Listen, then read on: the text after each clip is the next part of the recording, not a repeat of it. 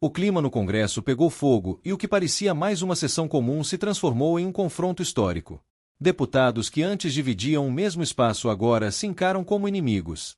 De um lado, parlamentares indignados denunciando o avanço da censura e o autoritarismo disfarçado de proteção da democracia. Do outro, uma presidência da Câmara acusada de concentrar poder demais e tentar silenciar quem ousa se opor. O debate começou acalorado e rapidamente tomou proporções inéditas. Nicolas Ferreira e Marcel Van Hatten enfrentaram Hugo Mota de forma direta, acusando-o de atropelar o regimento e ignorar o direito dos deputados de votar nominalmente. Segundo eles, o projeto apresentado abre espaço para que, no futuro, qualquer parlamentar que questione decisões do governo seja punido, podendo até ter o mandato suspenso por decisão única da presidência. Isso mesmo, um único homem com poder para calar qualquer voz. E aqui está o ponto mais alarmante: hoje o alvo é a direita, mas amanhã pode ser a esquerda. E depois de amanhã, pode ser qualquer um de nós. Enquanto a população tenta entender o que está em jogo, uma coisa fica clara: o discurso de defesa da democracia pode estar escondendo o nascimento de um novo tipo de censura, mais perigosa e silenciosa, porque vem de dentro do próprio Congresso. É o tipo de controle que começa disfarçado de ordem, mas termina virando um instrumento para eliminar o contraditório. E entender isso é essencial, porque quem controla o que pode ou não ser dito, controla também o que o povo pode ou não pensar. É por isso que você precisa assistir até o final, porque no fim deste vídeo eu vou deixar o vídeo oficial com todos os momentos reais desse embate histórico, para que você veja com seus próprios olhos o que realmente aconteceu. Aproveita e já se inscreve no canal agora, porque aqui você fica por dentro do que a grande mídia tenta esconder. Aqui, a verdade não tem dono, não tem filtro e não tem medo de quem está no poder. O que aconteceu hoje não é só uma briga política, é o retrato de um Congresso dividido, onde cada palavra dita ecoa a tensão de um país inteiro. O Brasil vive um momento decisivo e o que está em jogo não é apenas o futuro de um projeto, mas o futuro da própria liberdade de expressão. O que está acontecendo dentro dessas paredes pode determinar o que cada brasileiro poderá ou não dizer lá fora. A pergunta que fica é simples, mas incômoda: o Congresso ainda representa a voz do povo brasileiro ou já se tornou apenas mais um braço do sistema? Eu quero saber a sua opinião. Você concorda com o que foi feito? O que você faria no lugar deles? Comenta aqui embaixo, porque a sua voz é o que ainda mantém viva a verdadeira democracia. E antes de sair, não esquece, assiste o vídeo oficial que vai aparecer no final deste vídeo, se inscreve no canal, ativa o sininho e compartilha essa mensagem. Porque quando a verdade é calada, é o povo que paga o preço. Infelizmente, nós estamos vivendo tempos estranhos, que chegamos até aqui a acontecimentos como aquele que devem ser esquecidos da nossa história, porque além de nos envergonhar, nos obriga a sermos enérgicos para evitar que episódios como aquele voltem a acontecer. Mas Vossa Excelência contribui para a censura que o Poder Executivo quer impor sobre o povo brasileiro. Mas, com esse projeto de resolução agora, Vossa Excelência pode vir a ser o braço da ditadura sentado na cadeira de presidente, tentando punir deputados que fazem a obstrução legal e regimental contra qualquer tipo de ditadura e censura. Eu já havia iniciado a votação da matéria seguinte. Vossa Excelência precisam estar no plenário se quiserem pedir votação, mas não pediu. Pediu depois que eu já tinha proclamado o resultado e já estava na matéria seguinte. Vossa Excelência terá a oportunidade amanhã de, no mérito da matéria, se posicionar e expor a sua posição contrária ao projeto. Senhor presidente, eu protesto porque haviam 2 deputados aqui no plenário. O deputado Ricardo Salles não pôde pediu a votação nominal, não, mas não pôde nem registrar. Pediu e nem pôde registrar, senhor presidente. É sua palavra contra mim e pelo visto, senhor presidente, o senhor está perdendo a... Vossa Excelência deveria estar em plenário. Vossa Excelência quer chegar depois e quer aparecer. Se a presidência não vai permitir isso. A decisão está tomada, votação feita, proclamado o resultado. Amanhã votaremos o mérito da matéria. Foi pedido nominal, existe a voz de um deputado eleito pelo povo pedindo nominal. O senhor certamente não ouviu e eu gostaria, como um democrata que restabelecesse nesta casa o respeito ao parlamentar que de forma, mesmo que única, tenha pedido de forma nominal, porque isso é captado nos áudios da casa. Essa matéria, diante do grave ocorrido que essa casa viveu na retomada dos trabalhos. Todos aqui que fizeram e participaram daqueles momentos sabem que momentos como aquele não podem, não irão se repetir aqui nesta casa sob a nossa presidência. Essa é uma demonstração clara de que esta presidência não aquecerá para movimentos como aqueles que aconteceram aqui naqueles dias. Essa é uma demonstração de que nós precisamos ser enérgicos com esse tipo de atitude. Eu quero apenas solicitar a Vossa Excelência que estamos aqui votando a urgência. Nós vamos designar um relator que poderá negociar o texto. Essa é uma ideia inicial. Não há desta presidência o interesse de hipertrofiar os seus poderes. O que há dessa presidência e da mesa da casa ao apresentar esse projeto é o desejo de proteger o bom funcionamento da Câmara.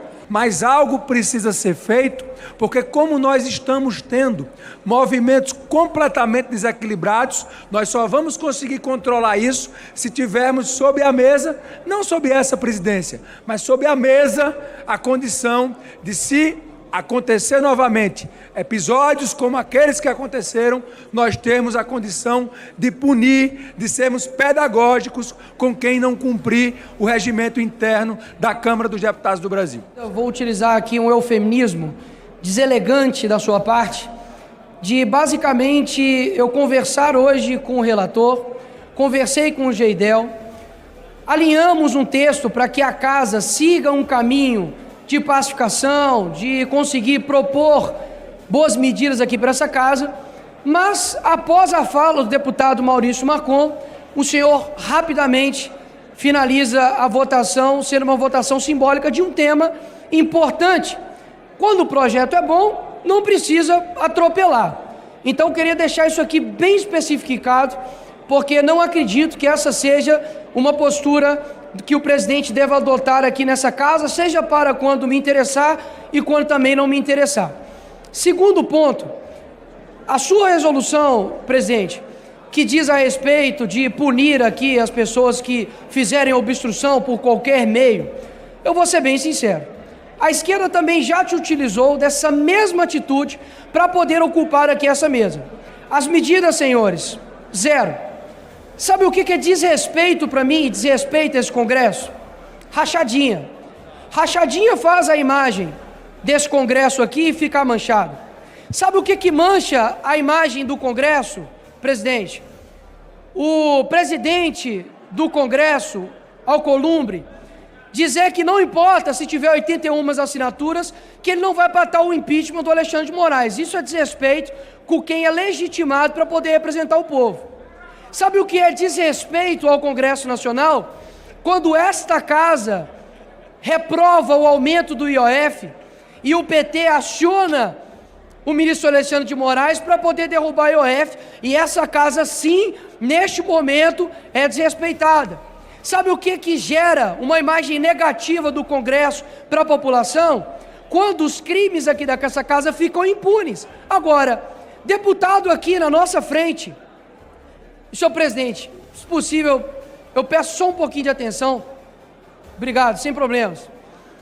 Para mim, presidente Hugo Mota, o que diz respeito aqui a essa casa e gera uma imagem negativa para a população brasileira é quando um deputado do PT dá um tapa na cara de outro deputado aqui e nada é feito. É quando, por exemplo, não há nenhuma linha, inclusive de Vossa Excelência, para poder rechaçar a agressão que eu sofri aqui nessa mesa. Inclusive, Geidel, os seguranças estavam aqui e viram. Eu não preciso mentir para poder me vitimizar, que isso não é coisa que eu faço em nenhum momento da minha vida. Desrespeito ao Congresso, mais uma vez, é quando nós temos acordos firmados e isso não é respeitado. Desrespeito para mim ao Congresso é quando nós temos maioria para poder aprovar a anistia, isso não é pautado. Desrespeito ao Congresso é quando nós temos aqui a maioria para poder aprovar as prerrogativas, isso não é feito. Isso sim, de fato, que eu acho que gera uma imagem negativa para o Congresso. Não é porque nós estivemos aqui alguns 100 deputados aqui em cima, que isso deslegitima o Congresso. Pelo contrário, a população, não tenho dúvida, você perguntar para a grande maioria, estava ao nosso lado. Porque desrespeito à população feita por esse Congresso é quando a gente aumenta cargos para dentro de gabinete do Supremo Tribunal Federal, gerando mais despesas para a população. Desrespeito é quando é mobilizado todo um Congresso para poder votar mudança de nome de viaduto. Isso para mim é desrespeito. Como explicar para a população que 513 deputados são desrespeitados por um juiz.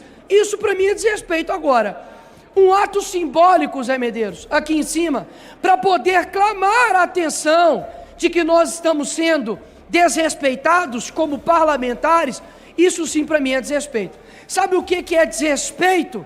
É quando nós temos uma CPMI que é para investigar as pessoas que roubaram velhinhos no INSS. O presidente e o relator não assinaram a CPMI, ou seja, já nasce com um contraditório, já nasce com um desrespeito, porque se dependesse deles, a CPMI não estaria instalada. Para mim, desrespeito é quando há uma chantagem por parte do Supremo Tribunal Federal sobre nós parlamentares, porque é bom relembrar que na eleição de presidente do Congresso, existiu ministros do STF que ligaram e chantagearam os senadores para poder votar no Alcolumbre e também no Pacheco. Sabe o que é desrespeito para mim? Quando a Constituição, deputada Bia Kicis, está dizendo todo o poder emana do povo e o povo de fato é desrespeitado. Então vamos colocar de verdade aqui os pingos nos is e saber quem desrespeita quem. Aqui em cima estavam milhões de votos sendo representados. O senhor, presidente Hugo Mota, é deputado assim como todos nós, e cada um aqui tem um voto. Tem um voto, Gediel. E eu fiz o meu papel, por exemplo, de conversar contigo. E espero que amanhã, conversando a matéria, a gente alinhe para poder votar no projeto que, de fato, consiga ajudar as crianças e adolescentes e protegê-las. O que eu não aceito, e o que eu acho que, de fato, é um desrespeito, é se utilizar rapidamente de uma votação simbólica para suprimir a discussão de um tema importantíssimo. Porque para mim é contraditório. Precisamos discutir um tema muito importante para o país, sem ter discussão. Isso para mim não é diálogo, isso para mim não deve ser como as coisas devem ser tocadas. E quero aqui deixar, para poder finalizar, um ponto muito importante. Não falo isso aqui em nome da direita, em nome de nenhum espectro político. Eu falo isso aqui em nome da defesa do Congresso. O Congresso está sendo desrespeitado, o Congresso já perdeu a sua legitimidade, e se nós não tomarmos uma posição, nós continuaremos subjugados. Eu dei o meu voto ao presidente Hugo Mota, assim como a maioria também do PL, mas hoje tenho a sensação de que, se não tomar nenhuma atitude em respeito a este Congresso, a validação e a confiança minha cairá por terra. Até mesmo porque as pautas importantes para o povo brasileiro não estão sendo discutidas. É muito fácil adiarmos uma discussão, uma votação sobre a vida das pessoas, porque não é nossos tios, não são os nossos primos, nem as nossas avós, nem os nossos filhos, nem pais. Mas cada dia que esta casa adia a discussão da anistia para quem precisa, vocês estão dizendo que para isso é adiável, mas para poder discutir um projeto que em partes pode ser utilizado pela esquerda para perseguir opositores, isso daí é inadiável. Isso, se para mim, senhor presidente, é desrespeito ao Congresso. Nós estamos perdendo o nosso poder como parlamentares ilegítimos do povo. É isso que eu quero deixar registrado e deixar bem claro. Graças a Deus, não tenho o rabo preso para poder denunciar, para poder falar contra e expor fatos de ninguém aqui nessa casa. E ninguém ficará impune da verdade que o Brasil merece saber. Obrigado, senhor presidente.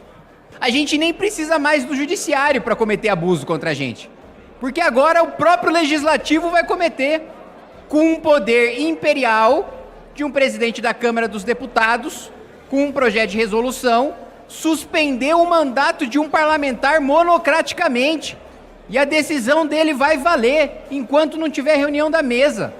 Gente, isso não existe em nenhum parlamento do mundo democrático. Um presidente da Câmara dos Deputados concentra em si o poder de, liminarmente, monocraticamente, suspender um parlamentar.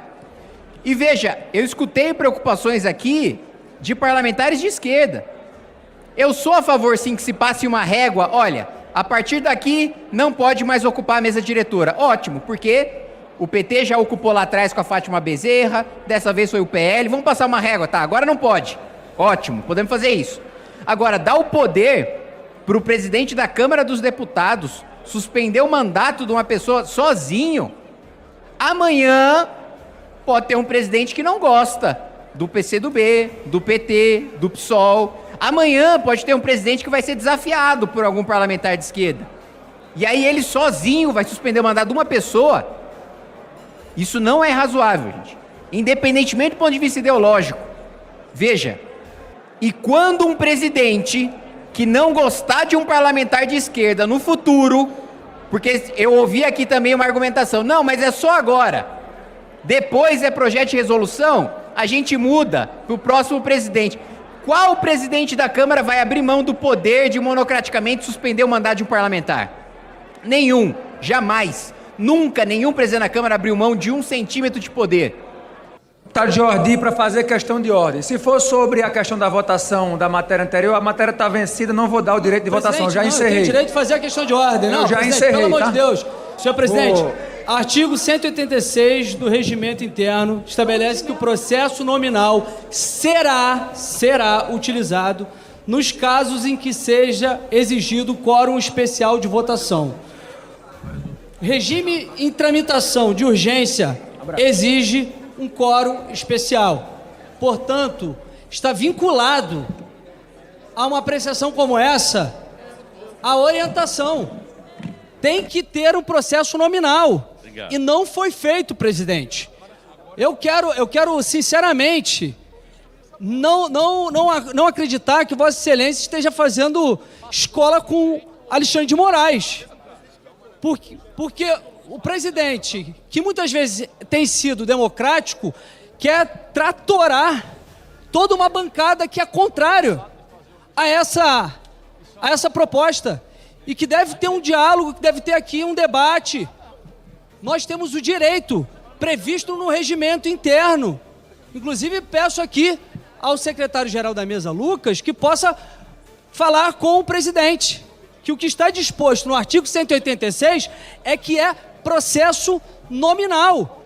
Isso é tratoragem, é passar por cima do direito não da oposição, mas do plenário. É passar por cima da votação, que não pode ser simbólica. É algo que está previsto na Constituição da Câmara dos Deputados, que é a nossa lei. Isso não é discricionário.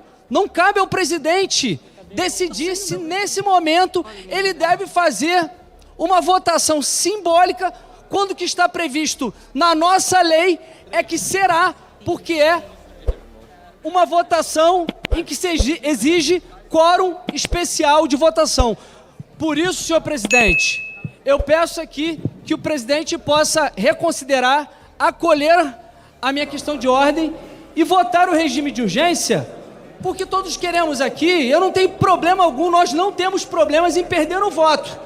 Não temos, mas temos problemas, sim, com atos que estejam impedindo o nosso direito de, enquanto oposição, de fazermos valer as nossas prerrogativas, de inclusive dizer que não somos favoráveis a esse projeto. Como nós ficamos com o nosso eleitor que exige de nós um posicionamento a respeito disso, é nosso direito. Peço aqui, senhor presidente, assim como no PRC, como Vossa Excelência pede um voto de confiança, pedimos aqui também que possa atender o nosso pleito para o merecimento da confiança mútua. Senhor presidente, eu gostaria de pedir a vossa atenção, senhor presidente. É possível ou não? Senhor presidente, é possível ter a vossa atenção? Senhor presidente, eu conheci Vossa Excelência já no meu primeiro mandato. Nunca tinha sido político. Entrei na política com a intenção de fazer diferente. Comecei o ano de 2019 sendo processado por minha fala aqui no plenário e por uma atitude minha ao participar de uma manifestação democrática. Esse processo durou mais de um ano e ao final ele foi extinto. Ninguém me disse assim, desculpa, foi sem querer. Senhor presidente, nós estamos trabalhando como deputados federais e estamos tendo, a cada momento que se passa, desconsiderado o artigo 53 da Constituição Federal. Eu concordo com Vossa Excelência que o que aconteceu aqui na mesa do plenário naquele dia não pode se repetir. Mas a ação que vai ser feita para que isso não se repita, ela precisa obedecer à Constituição Federal. Porque nós estamos aqui lutando, senhor presidente, eu gostaria de pedir para concluir. Nós estamos lutando pela Constituição Federal. Nós estamos construindo novas alterações na Constituição. Nós estamos construindo leis que possam fazer melhor reger esse nosso Brasil. Isso está sendo difícil, presidente, porque a cada momento aqui, deputados e senadores somos obrigados a aguentar a goela abaixo uma decisão vinda ou do Executivo ou do Judiciário. Nós temos inúmeros casos aí que não poderiam se repetir, como, por exemplo, senhor presidente, o 8 de janeiro. O 8 de janeiro não pode nenhuma se repetir, senhor presidente. Mas o remédio aplicado contra aqueles patriotas foi tão amargo e está sendo tão amargo quanto esse que Vossa Excelência está querendo aplicar contra nós aqui hoje. Eu deixo somente uma luz de possibilidade para que a gente possa resolver isso daí. É que, como o senhor não vai votar o mérito hoje, que a gente possa discutir ao longo do mérito para evitar que o artigo 53 seja rasgado como está sendo feito. Presidente, eu estou pedindo um minuto como exceção. Deputado Eli, um minuto, Vossa Excelência, para falar. Presidente, o senhor sabe do carinho e do respeito que eu tenho por Vossa Excelência. Eu já fiz um pronunciamento ali um tanto assustado ao perceber que é um tsunami de decisões que se tornam muito poderosas em detrimento. Eu queria pedir o tempo, a atenção de Vossa Excelência, presidente. Atenção de Vossa Excelência. Eu já fiz um registro, presidente. Eu estou preocupado com o Brasil.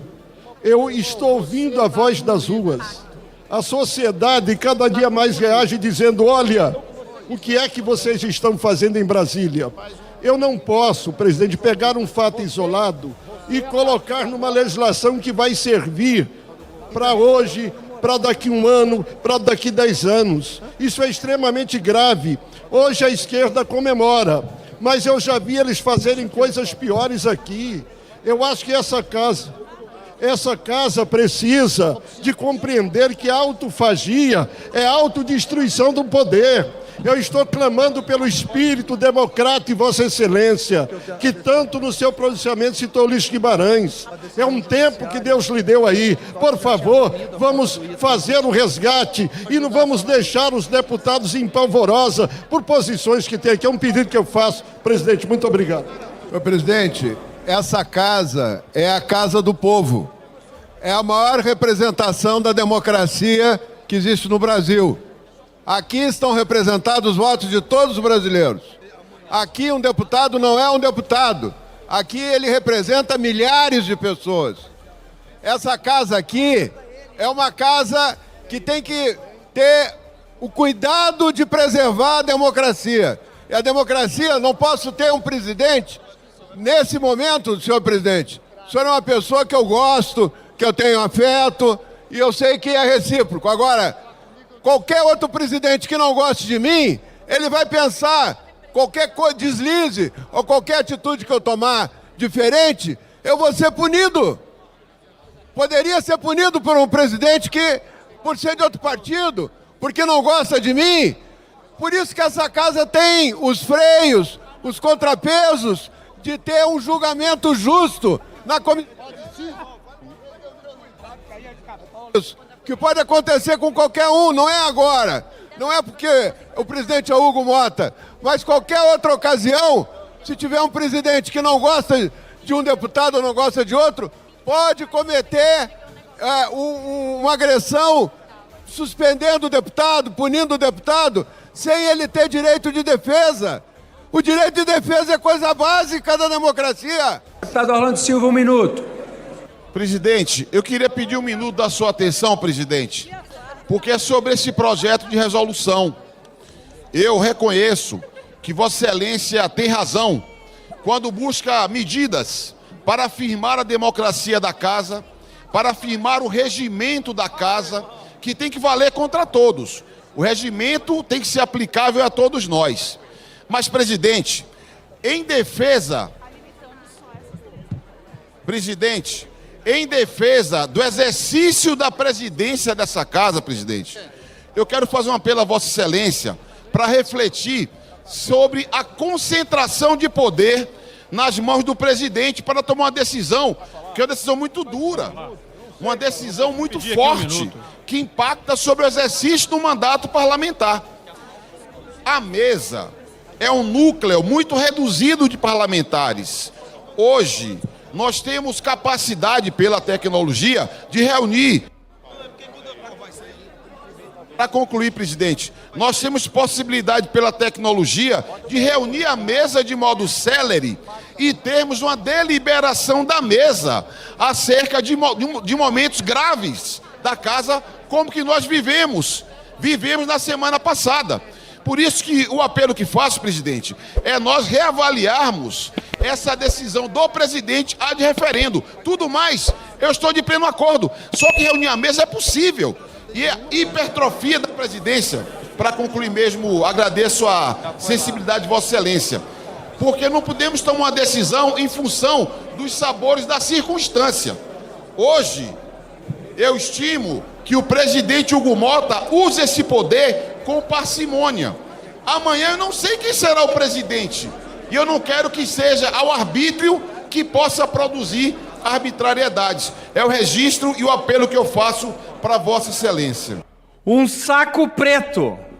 Esse é o futuro do amigão do Lula, Nicolás Maduro, narcotraficante, violador dos direitos humanos e ditador da Venezuela. Os Estados Unidos movimentaram até agora 3 destroyers e um submarino nuclear com mísseis teleguiados, além de 4.000 marines para a costa venezuelana, sob pretexto de livrar o país do narcotráfico. Lembro aos amigos que o presidente Lula recebeu esse marginal com honras militares no nosso país em 2023. O mesmo presidente Lula que recusou que o PCC e o Comando Vermelho estivessem na lista de terrorismo dos Estados Unidos. O presidente deste país, cada vez mais isolado no cenário internacional, vai presenciar a morte de um tirano que faz fronteira com o nosso país, que ao contrário do seu povo, que 90% está na miséria, ele não. Ele está bem gordinho, com relógio caro, roupas finas, e assim que for enterrado, os bichos vão ter muito trabalho para comer, porque além de ser uma carne podre, tem muita gordura naquele corpo, ao contrário do seu povo. Os Estados Unidos mandam um recado muito claro: terroristas, narcoterroristas terão o mesmo destino, que será a vala comum de onde os tiranos devem estar. Quero ver se Lula não vai mandar um jatinho da Força Aérea resgatar o seu amigo gorducho lá, o narcotraficante. Presidente, o nosso país, ao rejeitar colocar PCC e Comando Vermelho na lista de terrorismo do mundo, dá um sinal muito claro de quem este governo está ao lado, de terroristas como Nicolás Maduro. Espero que apodreça no inferno e que a Venezuela volte a ser livre. Obrigado, presidente. Presidente, eu quero que todos nós possamos refletir um pouco. Nós estamos vivendo um momento nesse país em que o governo manda uma medida provisória, 303, querendo aumentar mais impostos. A gente teve o desprazer, e aí eu digo para a democracia brasileira, para o país, de ver o STF revogar uma decisão dessa casa que se manifestou contra o aumento de IOF, veio o STF e rasgou a Constituição, desrespeitando o Poder Legislativo. Agora nós vamos votar aqui criando mais cargos comissionados no STJ. Mais cargos comissionados. Mais despesa numa estrutura judiciária que é uma das mais caras do mundo. E vamos fazer isso assim de forma assodada. Portanto, a retirada de pauta não é uma questão de oposição ou de base. É sensatez, é defesa do país, é analisar isso com prudência. mais gastos no judiciário. E a gente vota como se fosse urgente. É retirar de pauta. Tem a palavra, Vossa Excelência. Muito obrigado, presidente. Gostaria de pedir que a nossa fala pudesse ter repercussão na Voz do Brasil. Inicialmente, gostaria de destacar a lamentável condução do pagamento das emendas parlamentares neste ano de 2025. Eu estou com aproximadamente 15% somente das minhas emendas pagas, previstas para esse ano, já está terminando o mês de agosto. Esse valor corresponde somente às emendas da saúde. Então, realmente, o governo desse presidente que está aí sentado na cadeira, ele não está fazendo por merecer o nome de gestor.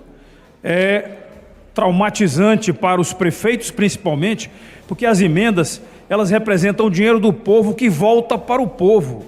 Então, quando se bloqueia a emenda, está se bloqueando o recurso que é para chegar, para ajudar na administração municipal, que está, sim, sofrendo reduções do fundo de participação no município. Gostaria também, senhor presidente, de destacar a fala do meu colega deputado Gilberto, lá da Paraíba. A Paraíba tem estradas, talvez 3 ou 4 vezes melhores que as estradas do Rio Grande do Norte. As nossas estão um caos. Tanto as estradas levadas pelo DENIT federal, quanto as estradas levadas pela governadora Fátima. É lamentável isso daí. A gente precisa trabalhar muito mais para tentarmos colocar recursos para que as estradas federais também possam ser concluídas. Mas mesmo assim, há 2 anos atrás, a governadora Fátima retirou o recurso que era da emenda de bancada, que era para concluir a reta Tabajara, que é um setor importantíssimo na saída de Natal para a região de Fortaleza, a área norte do estado, e simplesmente esse dinheiro nunca voltou e a obra está paralisada. É triste. Eu gostaria de dizer para cada um dos potiguares, quando passarem em Macaíba, na reta Tabajara, agradeçam a governadora Fátima pelo atraso das obras e pelo engarrafamento infinito que sempre tem naquela região. E para concluir, senhor presidente, gostaria de lembrar a todo o Brasil que amanhã nós teremos a instalação da CPMI do INSS. Vejam só, se tivesse envolvimento de alguém da direita, já teria gente presa, denúncias, cartazes aqui da esquerda dizendo ladrão do INSS. Mas não tem. Por quê?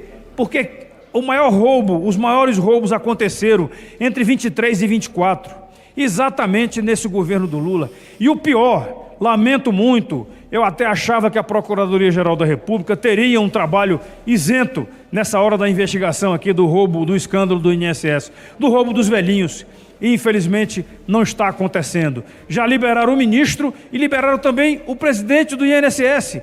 E liberaram o irmão do presidente da República, que é o presidente do maior sindicato envolvido nessa confusão toda. Para concluir, senhor presidente,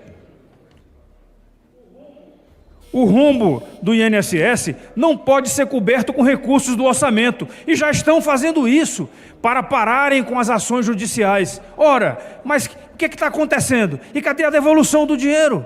Vão fazer igual a Lava Jato? Que o dinheiro que foi roubado agora está sendo entregue de volta para os ladrões? Não é possível isso daí. É inaceitável isso daí. Bem, lamento a própria Advocacia Geral da União, que recusou ações contra o sindicato do irmão do Lula. E se não bastasse isso tudo, senhor presidente, o que eu não consigo aceitar de maneira nenhuma, e me dirijo aqui ao presidente dessa casa, tem indicado para a comissão, para a presidência da comissão, um deputado federal que não assinou. Deputado Sérgio, veja só o absurdo. O cara vai ser o relator da CPMI, mas ele não assinou a abertura da CPMI. Tinha que ser eu, tinha que ser alguém que assinou. Não é possível isso daí. A gente não pode aceitar, nem que faça parte da CPMI, alguém que não assinou para que ela fosse aberta. Então, o Brasil e o mundo esperam, doutor Calil, que a gente tenha uma explicação sobre esse roubo dos velhinhos e das velhinhas. Porque, para mim, só tem um carimbo na testa de alguém.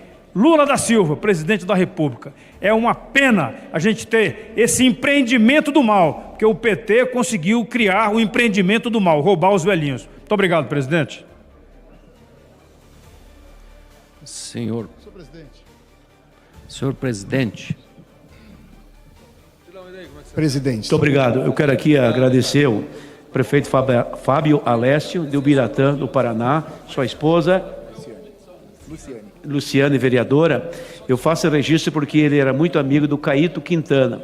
Caíto Quintana foi deputado no Paraná, deputado estadual, foi secretário de Estado várias vezes do governo do governador Requião. Agora, do nada, decidem, através de um projeto, censurar a rede social usando crianças e adolescentes como escudo para esse absurdo. Para quem nos acompanha de casa, eu pergunto: vocês realmente acham que o governo Lula, que há 2 meses atrás votou contra o aumento da manutenção de marginais na cadeia, está preocupado com a questão das crianças? Ou vocês acham que eles estão usando esse projeto para censurar as redes sociais? O projeto tem pontos positivos, é verdade, mas dentre eles, presidente, tem a criação de um comitê, sabe-se lá de onde, gerido pelo governo Lula, que o governo vai decidir, entre outras coisas, se deve ou não derrubar contas e plataformas, de forma não judicial. Quero alertar aos colegas que o avanço da censura no nosso território tem sido escrachadamente defendido pela esquerda. E esse projeto, se não for feita correções, vai nesse sentido. Estejam preparados para responder às suas bases e a responder a quem está lutando bravamente contra a censura, porque vocês serão cobrados.